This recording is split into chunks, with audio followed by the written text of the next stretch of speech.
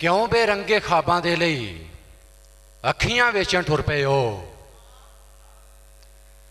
क्यों बेरंगे खाबां दे लई अखियां वेचण टुर पए हो।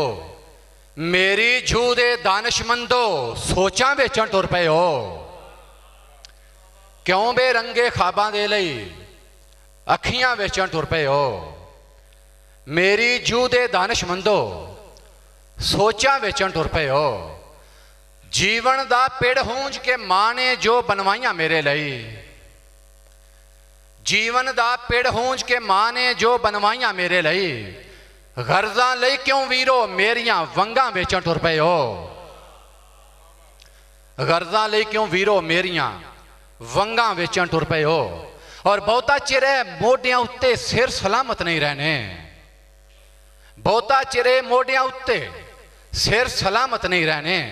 जेड़े सिर बचावन दे लई पग्गां वेचण टुर पए हो।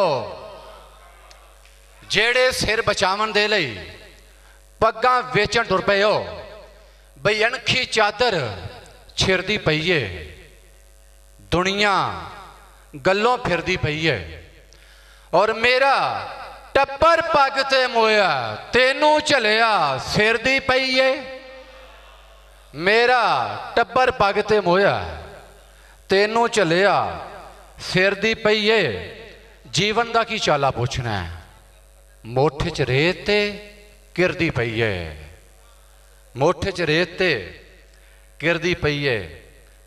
पंजाबी दिहाड़ा भी मनाया जा रहा है। पंजाबी सामे भी बैठे ने। पंजाबी शायरी भी बैठी है। पंजाबी शायरी भी सुनाई जा रही है। फिर भी पता नहीं क्यों गूंगे होके बैठे ने दोस्त। जिस तरह रात गुजारन दीवे बाबा जी जागते शायर इस तरह जीवे बाबा जी।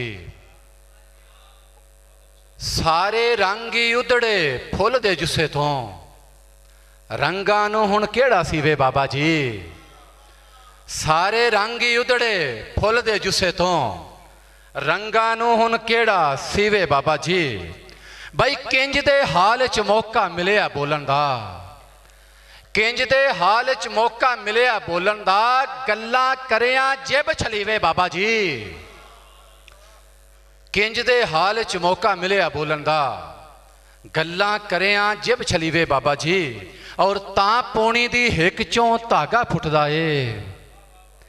तां पौनी दी हिक चों धागा फुटदा ए जेकर तकले नाल वलीवे बाबा जी।